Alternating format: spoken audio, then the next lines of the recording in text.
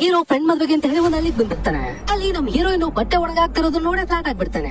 ಅಲ್ಲಿಂದ ಅವನಿಗೆ ಲೈನ್ ಹೊಡಿಯೋದಕ್ಕೆ ಅಂತ ಹೇಳಿ ಶುರು ಮಾಡ್ತಾನೆ. ಇವ್ರಿಗೆ ಬೇರೆ ಅಪ್ಪ ಅಮ್ಮ ಯಾರು ಇರಲ್ಲ, ಇವನೊಬ್ಬ ಅನಾಥ. ಅದಕ್ಕೀಗ ದೊಡ್ಡವರೊಬ್ಬನ ಕರ್ಕೊಂಡು ಅವ್ರ ಮನೇಲಿ ಏನ್ ಕೇಳೋದಕ್ಕೆ ಅಂತ ಹೇಳಿ ಹೋಗ್ತಾರೆ. ಇವನು ಬೇರೆ ಒಳ್ಳೆ ಕೆಲಸದಲ್ಲಿ ಇರ್ತಾರೆ, ಬೇಡ ಅಂತ ಹೇಳೋದಕ್ಕೂ ಆಗೋದಿಲ್ಲ. ಆದ್ರೆ ನಮ್ ಹೀರೋಯಿನ್ ಮಾತ್ರ ಇವರು ಕುಡಿಯೋದು ಸಿಗರೇಟ್ ಸೇದೋದೆಲ್ಲ ಮಾಡ್ತಾರೆ ಅಂತ ಹೇಳ್ತಾಳೆ. ಇವನು ಈಗ ರಪ್ ಅಂತ ಮೇಲೆ ಬಿಟ್ಟು ಇನ್ಮೇಲೆ ಆ ತರದೆಲ್ಲ ಮಾಡೋದಿಲ್ಲ ಅಂತ ಹೇಳಿ ತನ್ ಮೇಲೆ ತಾನೇ ಇಟ್ಕೊಳ್ತಾನೆ. ಅಲ್ಲಿಂದ ಎಲ್ರು ಈಗ ಒಪ್ಕೊಂಡು ಅವ್ರಿಬ್ರು ಮದ್ವೆ ಕೂಡ ಆಗ್ಬಿಡುತ್ತೆ. ನಮ್ ಹೀರೋಯಿನ್ ಈಗ ಅಪ್ಪ ಅಮ್ಮನ ಹಳ್ಳಿನ ಬಿಟ್ಟು ಸಿಟಿಗೆ ಗಂಡನ್ ಜೊತೆ ಬರ್ತಾಳೆ. ಅವತ್ ರಾತ್ರಿ ಈಗ ಅವಳು ಮುಟ್ಟೋದಕ್ಕೆ ಹೋದಾಗ ಅವಳಿಗೆ ಸ್ವಲ್ಪ ಸಂಕೋಚದ ಸ್ವಭಾವ. ಅದಕ್ಕೆ ಅವಳು ಸ್ವಲ್ಪ ಭಯ ಪಟ್ಬಿಡ್ತಾಳೆ. ಸ್ವಲ್ಪ ಟೈಮ್ ತಗೋ ಅಂತ ಹೇಳಿ ಗಂಡನು ಸುಮ್ನೆ ಆಗ್ಬಿಡ್ತಾನೆ. ನೆಕ್ಸ್ಟ್ ಡೇ ಈಗ ಅವನು ಆಫೀಸಿಗೆ ರೆಡಿ ಆಗಿ ಅವ್ಳ ರೂಮ್ಗೆ ಹೋಗಿ ನೋಡಿದ್ರೆ ಅವಳಲ್ಲಿ ಇರೋದೇ ಇಲ್ಲ. ಇವನೀಗ ಹೊರಗಡೆ ಬಂದೆಲ್ಲ ಹುಡುಕ್ತಾನೆ, ಬಟ್ ಅವಳು ಎಲ್ಲೂ ಕಾಣಿಸೋದೇ ಇಲ್ಲ. ಇವನೀಗ ಹುಡ್ಕೊಂಡು ಮಾಡಿ ಮೇಲೆ ಬಂದ್ ನೋಡಿದ್ರೆ ಅವಳು ಮೂಲೆಯಲ್ಲಿ ಕೂತ್ಕೊಂಡ್ಬಿಟ್ಟಿರ್ತಾಳೆ. ಇವನು ಈಗ ಸ್ವಲ್ಪ ಸಮಾಧಾನ ಪಡ್ಕೊಂಡು ಹೋಗಿ ಅವಳ ಹತ್ರ ಈಗ ಏನಾಯ್ತಮ್ಮ ಅಂತ ಕೇಳ್ತಾನೆ. ಅದಕ್ಕೆ ಅವಳಿಗ ಇದೆಲ್ಲ ನನಗೆ ವಸ್ತು, ನನಗೆ ತುಂಬಾ ಭಯ ಆಗ್ತಿದೆ, ನಾನು ಕರ್ಕೊಂಡೋಗಿ ಊರಿಗೆ ಬಿಟ್ಬಿಡಿ ಅಂತ ಹೇಳ್ತಾಳೆ. ಅವನು ಈಗ ಹೊಸದ್ರಲ್ಲಿ ಎಲ್ರಿಗೂ ಹೀಗೆ ಆಗುತ್ತೆ, ಆದ್ರೆ ಹೋಗ್ತಾ ಹೋಗ್ತಾ ಸರಿ ಹೋಗುತ್ತೆ ಅಂತ ಹೇಳಿ ಅವಳು ಈಗ ತನ್ನ ಫ್ರೆಂಡ್ ಮನೇಲೆ ಬಿಟ್ಬಿಟ್ಟು ಹೋಗ್ತಾನೆ. ಅವ್ರ ಫ್ರೆಂಡ್ ಈಗ ಮೊದಲು ಎಲ್ರಿಗೂ ಇದೇ ತರ ಆಗುತ್ತೆ, ಆದ್ರೆ ಹೋಗ್ತಾ ಹೋಗ್ತಾ ಎಲ್ಲರೂ ಸರಿ ಹೋಗುತ್ತೆ ಅಂತ ಹೇಳಿ ಇವಳಿಗೆ ಅಡ್ವೈಸ್ ಮಾಡ್ತಾಳೆ. ಅವತ್ತಿನ ದಿನ ಸಂಜೆ ನಮ್ ಹೀರೋ ಫ್ರೆಂಡ್ ಪಕ್ಕದ ಮನೆಯಲ್ಲೇ ಇರ್ತಾನೆ. ಅವನಿಗ ಗೇಮ್ಸ್ ಇದೆಲ್ಲ ಎಸ್ಕೊಂಡು ಹೋಗೋದಕ್ಕೆ ಅಂತ ಹೇಳಿ ಇವ್ರ ಮನೆಗೆ ಬರ್ತಾನೆ. ಅಲ್ಲಿಗ ಅವನು ನಮ್ ಹೀರೋಯಿನ್ ನೋಡ್ತಾ ಇರೋ ರೀತಿನೇ ಸರಿ ಇರಲ್ಲ. ಅವತ್ ರಾತ್ರಿ ಈಗ ನಮ್ heroine first time cake reaching ನೆಲ್ಲ ಕೊಟ್ಬಿಡ್ತಾಳೆ. ಅಲ್ಲಿಗ ನಮ್ ಹೀರೋ ಖುಷಿನಂತೂ ತಡ್ಕೊಳ್ಳೋದಕ್ಕಾಗೋದಿಲ್ಲ ಬಿಡಿ. ಅವತ್ ರಾತ್ರಿ ಈಗ ಆನಂದವಾಗಿ ಫಸ್ಟ್ ಟೈಮ್ ನ ಮಾಡಿ ಮುಗಿಸ್ಕೊಂಡ್ಬಿಡ್ತಾರೆ. ಅಲ್ಲಿಂದ ಸ್ವಲ್ಪ ದಿನ ಎಲ್ಲರೂ ಚೆನ್ನಾಗಿ ಹೋಗ್ತಾ ಇರುತ್ತೆ. ನಮ್ ಹೀರೋಗೀಗ ಆಫೀಸ್ ನಲ್ಲಿ ಬೆಸ್ಟ್ ಎಂಪ್ಲಾಯ್ ಅವಾರ್ಡ್ ಕೂಡ ಸಿಗುತ್ತೆ. ಆಫೀಸ್ ನಲ್ಲಿ ಇದ್ದವ್ರೀಗ ನಮ್ ಹೀರೋ ಹತ್ರ ಪಾರ್ಟಿನ ಕೇಳ್ತಾರೆ. ನಮ್ ಹೀರೋನು ಈಗ ಎಂಟಿ ಕಾಲ್ ಮಾಡಿ ಅವಾರ್ಡ್ ಸಿಕ್ಕಿದ್ದಿರಲ್ಲ ಹೇಳಿ ಫ್ರೆಂಡ್ಸ್ ಎಲ್ರು ಮನೆಗೆ ಬರ್ತಿದ್ದಾರೆ, ಸ್ವಲ್ಪ ಚಿಕನ್ ಮಾಡ್ತೀಯ ಅಂತ ಕೇಳ್ತಾನೆ. ಅದಕ್ಕೆ ನಮ್ ಹೀರೋಯಿನ್ ಕೂಡ ಸರಿ ಅಂತ ಹೇಳಿ ಚಿಕನ್ ತರೋದಕ್ಕೆ ಅಂತ ಹೇಳಿ ಹೋಗ್ತಾ ಇರ್ತಾಳೆ. ಈಗ ಅವಳ ಹತ್ರ ಪಕ್ಕದ ಮನೆ ಹುಡುಗ ಬಂದು ಡ್ರಾಪ್ ಮಾಡ್ತೀನಿ ಬನ್ನಿ ಅಂತ ಹೇಳಿ ಕರೀತಾನೆ. ಅದಕ್ಕೆ ಅವಳಿಗ ಬೇಡ ಅಂತ ಹೇಳಿ ಅಲ್ಲಿಂದ ಹೋಗ್ಬಿಡ್ತಾಳೆ. ಅವತ್ತಾದ್ರೆ ಆಫೀಸ್ ಇಂದ ಎಲ್ರು ಈಗ ಇವ್ರ ಮನೆಗೆ ಬರ್ತಾರೆ. ಅಲ್ಲಿಗ ನಮ್ ಹೀರೋ ಮ್ಯಾನೇಜರ್ ನಮ್ ಹೀರೋಯಿನ್ ಒಂದ್ ತರ ನೋಡ್ತಾ ಇರ್ತಾನೆ.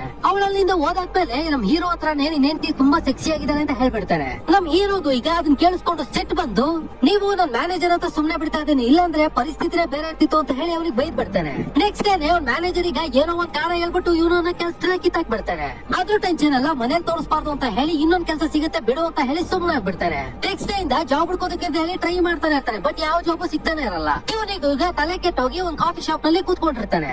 ಈಗ ಅಲ್ಲಿಬ್ರು ಜಾತಕ ನೋಡ್ಕೊಳ್ತಾ ಮದ್ವೆ ಆದ್ರೆ ಬದುಕು ಬಸ್ ಸ್ಟ್ಯಾಂಡ್ ಆಗ್ಬಿಡುತ್ತೆ ಅಂತ ಹೇಳಿ ಮಾತಾಡ್ಕೊಳ್ತಾ ಇರ್ತಾರೆ. ಇವನಿಗೀಗ ಅದೇ ತಲೆನಲ್ಲಿ ಸುತ್ತಾ ಇರುತ್ತೆ. ಈಗ ಮನೆಗೆ ಬಂದವರು ಎಂಟೆ ಹೊಡೆದ್ಬಿಟ್ಟು ಜಾತಕ ನೋಡ್ದೆ ಮದ್ವೆ ಆಗಿದ್ದು ನಂದೇ ತಪ್ಪು, ಎಲ್ಲಾನು ನಿನ್ನಿಂದಲೇ ಆಗ್ತಾ ಇರೋದು ಅಂತ ಹೇಳಿ ಬೈದ್ ಬಿಡ್ತಾನೆ. ಇವಳು ಈಗ ಅಪ್ಪನ ಕಾಲ್ ಮಾಡಿ ಎಲ್ಲಾ ವಿಷಯನೂ ಹೇಳಿ ಜಾತಕನ ತಗೊಂಡೋಗಿ ಗಂಡ ಹೇಳಿ ಜ್ಯೋತಿಷಿ ಹತ್ರ ತೋರಿಸ್ತಾಳೆ.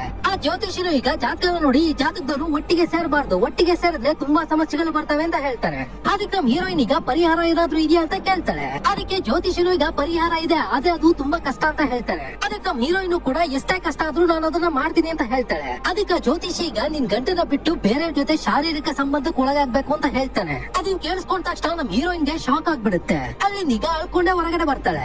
ಮನೇಲಿ ಈಗ EMI ಕಟ್ಟೋದಕ್ಕೂ ಕಾಸಿಲ್ದೆ ಮನೇಲಿದ್ದ ಥಿಂಗ್ಸ್ ಎಲ್ಲ ಮಾರೋದಕ್ಕೆ ಸ್ಟಾರ್ಟ್ ಮಾಡ್ತಾನೆ. ಹೀಗೆ ಮಾಡ್ತಾ ಮಾಡ್ತಾ ಮನೇಲಿದ್ದ ಥಿಂಗ್ಸ್ ಗಳೆಲ್ಲ ಖಾಲಿ ಆಗ್ಬಿಡುತ್ತೆ. ಇದಕ್ಕೆಲ್ಲ ನೀನೇ ಕಾರಣ ಅಂತ ಹೇಳಿ ಚುಚ್ಚಿ ಅವ್ನ ಹೆಂಡತಿ ಹತ್ರ ಹೇಳ್ತಾನೆ ಇರ್ತಾನೆ. ನಮ್ ಹೀರೋಯಿನ್ ಈಗ ಅವ್ನ್ ಗಂಡ ಹೇಳ್ತಿರೋ ಮಾತುಗಳು ಹಾಗೆ ಆ ಜ್ಯೋತಿಷಿ ಹೇಳ್ತಿರೋ ಮಾತುಗಳೇ ತಲೆಯಲ್ಲಿ ಸುತ್ತಾ ಇರುತ್ತೆ. ಒಂದ್ ಟೈಮ್ ನಲ್ಲಿ ಈಗ ನಮ್ ಹೀರೋಯಿನ್ ಆ ಜ್ಯೋತಿಷಿ ಹೇಳಿದ್ದನ್ನ ಮಾಡ್ಬಿಡೋಣ ಅಂತ ಹೇಳಿ ಡಿಸೈಡ್ ಆಗ್ಬಿಡ್ತಾಳೆ. ಈಗ ಅವಳು ಪಕ್ಕದ ಮನೆ ಹುಡುಗನ್ ಜೊತೆ ಸ್ವಲ್ಪ ಕ್ಲೋಸ್ ಆಗಿ ಮೂವ್ ಆಗೋದಕ್ಕೆ ಸ್ಟಾರ್ಟ್ ಮಾಡ್ತಾಳೆ. ಅವಳು ಈಗ ಅವನಿಗೆ ಕ್ಲೋಸ್ ಆಗ್ತಾ ಇರೋದನ್ನ ಗಮನಿಸಿ ಅವನು ಕೂಡ ಅಡ್ವಾಂಟೇಜ್ ತಗೊಳ್ಳೋದಕ್ಕೆ ಸ್ಟಾರ್ಟ್ ಮಾಡ್ತಾನೆ. ಅವನು ಈಗ ಒಂದಿನ ಇವಳನ್ನ ಒಂದು ಹೋಟೆಲ್ಗೆ ಕರ್ಕೊಂಡು ಹೋಗ್ತಾನೆ. ಅಲ್ಲಿ ಈಗ ಅವಳಿಗೆ ಮೂಡ್ ಬರೋದಕ್ಕೆ ಅಂತ ಹೇಳಿ ಒಂದು ವಿಡಿಯೋ ತೋರಿಸ್ತಾನೆ. ಆ ವಿಡಿಯೋದಲ್ಲಿರೋದು ಬೇರೆ ಯಾರು ಅಲ್ಲ, ಈ ಜ್ಯೋತಿಷಿನೇ. ಆಗ್ಲೇ ನಮ್ ಹೀರೋಯಿನ್ಗೆ ಇವನೊಬ್ಬ ಫ್ರಾಡ್ ಅಂತ ಗೊತ್ತಾಗ್ಬಿಡುತ್ತೆ. ಈಗ ಪಕ್ಕದ ಮನೆ ಹುಡುಗನಿಗೊಂದು ಬಾರಿಸಿ ಅಲ್ಲಿಂದ ಜ್ಯೋತಿಷಿನ ನೋಡೋದಕ್ಕೆ ಅಂತ ಹೇಳಿ ಬರ್ತಾಳೆ. ಬಂದವಳೀಗ ಒಂದು ಕಟ್ಟಿಗೆನ ತಗೊಂಡು ಅವನನ್ನ ಹೊಡೆಯೋದಕ್ಕೆ ಸ್ಟಾರ್ಟ್ ಮಾಡ್ತಾಳೆ.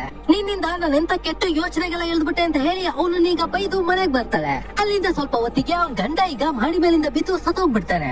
ಈಗ ಅಲ್ಲಿಗೆ ಪೊಲೀಸ್ ಅವ್ರು ಬಂದು ಏನಾಯ್ತು ಅಂತ ವಿಚಾರಿಸಿದಾಗ ಕೆಲಸ ಇಲ್ಲದ ಕಾರಣ ಡಿಪ್ರೆಷನ್ ಅಲ್ಲಿ ತರ ಮಾಡ್ಕೊಂಡ್ಬಿಟ್ಟ ಅಂತ ಹೇಳಿ ಕೇಸ್ ನ ಕ್ಲೋಸ್ ಮಾಡ್ಬಿಡ್ತಾರೆ. ಎಲ್ಲಾನು ಮುಗಿದಾದ್ಮೇಲೆ ನಮ್ ಹೀರೋಯಿನ್ ಈಗ ಅವಳ ಮನೆಗ್ ಬರ್ತಾಳೆ. ಅವಳನ್ನ ತರ ನೋಡಿ ಅವ್ರ ಅಪ್ಪ ಅಮ್ಮನು ತುಂಬಾ ಬೇಜಾರ್ ಮಾಡ್ಕೊಂಡ್ಬಿಡ್ತಾರೆ. ಈಗ ಅವ್ರ ಅಪ್ಪನ ಹತ್ರ ನನ್ ಗಂಡ ಸೂಸೈಡ್ ಮಾಡ್ಕೊಂಡ್ ಸಾಯ್ಲಿಲ್ಲ, ನಾನೇ ಮೇಲಿಂದ ತಲ್ಬಿಟ್ಟೆಪ್ಪ ಅಂತ ಹೇಳ್ಬಿಡ್ತಾಳೆ. ಆಕ್ಚುಲಿ ಏನ್ ನಡೆದಿದೆ ಅಂತ ಹೇಳಿದ್ರೆ, ಆ ದಿನ ಅವಳು ಜ್ಯೋತಿಷಿಗೆ ಬೈದು ಹೊಡಿತಾ ಇರ್ಬೇಕಾದ್ರೆ ಅವನಿಗೆ ಅವಳು ಹೊಡಿಯೋದನ್ನ ನಿಲ್ಸಿ, ನೀನ್ ಹೊಡಿಯೋ ಆಗಿದ್ರೆ ನಿನ್ ಗಂಡನ್ನೇ ಹೊಡಿಬೇಕು, ಯಾಕಂದ್ರೆ ನಿನ್ಗೆ ಆತರ ಹೇಳು ಅಂತ ಹೇಳಿ ದುಡ್ಡ ಕೊಟ್ಟಿದ್ದು ನಿನ್ ಗಂಡನೇ ಅಂತ ಹೇಳ್ಬಿಡ್ತಾನೆ. ಇವಳು ಈಗ ಮನೆಗ್ ಬಂದು ಗಂಡನ ಹತ್ರ ಕೇಳಿದಾಗ ಆ ಜ್ಯೋತಿಷಿ ಎಲ್ಲಾನು ಹೇಳ್ಬಿಟ್ಟ ಅಂತ ಕೇಳ್ತಾನೆ. ಇವನ್ ಯಾಕೆ ಜ್ಯೋತಿಷಿ ಆತರ ಹೇಳ್ಸಿರ್ತಾನೆ ಅಂತ ಹೇಳಿದ್ರೆ, ಆ ಮ್ಯಾನೇಜರ್ ಇದಾನಲ್ವಾ ಅವನಿಗೆ ಇವನ್ ಹೆಂಡತಿನ ಒಂದ್ಸಲ ಅನ್ಭವಿಸ್ಬೇಕು ಅಂತ ಹೇಳಿ ಆಸೆ ಉಟ್ಬಿಟ್ಟಿರುತ್ತೆ. ಅದನ್ನ ಮ್ಯಾನೇಜರ್ ಈಗ ಇವನ ಹತ್ರ ಹೇಳಿದಾಗ ಇವನ್ ಅದಕ್ಕೆ 1 ಲಕ್ಷ ಸಂಬಳನ 2.5 ಲಕ್ಷ ಮಾಡಿದ್ರೆ ನಾನ್ ಸಾಕ್ ಮಾಡ್ತೀನಿ ಅಂತ ಹೇಳಿ ಒಪ್ಕೊಂಡಿರ್ತಾನೆ. ಇದನ್ನೆಲ್ಲ ಇವನು ಹೆಂಡತಿ ಹತ್ರ ಡೈರೆಕ್ಟ್ ಆಗಿ ಹೇಳೋದಕ್ಕೆ ಆಗುದಿಲ್ವಲ್ಲ, ಅದಕ್ಕೆ ಜ್ಯೋತಿಷಿ ಹತ್ರ ಗಂಡ ಹತ್ರ ಇದೆ ಈ ತರ ಮಾಡ್ಬೇಕು ಅಂತ ಹೇಳಿ ಹೇಳ್ಸಿರ್ತಾನೆ. ಈ ವಿಷಯನೆಲ್ಲ ಅವಳು ಹೇಳಿದ್ಮೇಲೆ ಅವಳೇ ಅವನನ್ನ ತಳ್ಳಿ ಕುಂದ್ಬಿಟ್ಟಿರ್ತಾಳೆ. ಅವಳು ಗಂಡಿನ ಸಾಯಿಸಿದ್ಮೇಲೆ ಅವಳು ಕೂಡ ಸಾಯ್ಬೇಕಂತ ತಿಳ್ಕೊತಾಳೆ. ಆದ್ರೆ ಅದೇ ಟೈಮ್ಗೆ ಅವಳು ಪ್ರೆಗ್ನೆಂಟ್ ಅಂತ ಹೇಳಿ ಗೊತ್ತಾಗ್ಬಿಡುತ್ತೆ. ಸೊ ಆ ಮಗುಗೋಸ್ಕರನಾದ್ರೂ ನಾವು ಬದುಕಬೇಕು ಅಂತ ಹೇಳಿ ಡಿಸೈಡ್ ಆಗ್ಬಿಡ್ತಾಳೆ. ಹೀಗೆ ಈ ಮೂವಿನೂ ಕೂಡ ಎಂಡ್ ಆಗ್ಬಿಡುತ್ತೆ. ಇದೇ ತರ ಪ್ರತಿದಿನ ಹೊಸ ಕಥೆಗಳಿಗೋಸ್ಕರ ಪ್ಲೀಸ್ ಫಾಲೋ ಮಾಡೋದನ್ನ ಮಾತ್ರ ಮರ್ತೋಗ್ಬೇಡಿ. Thank you.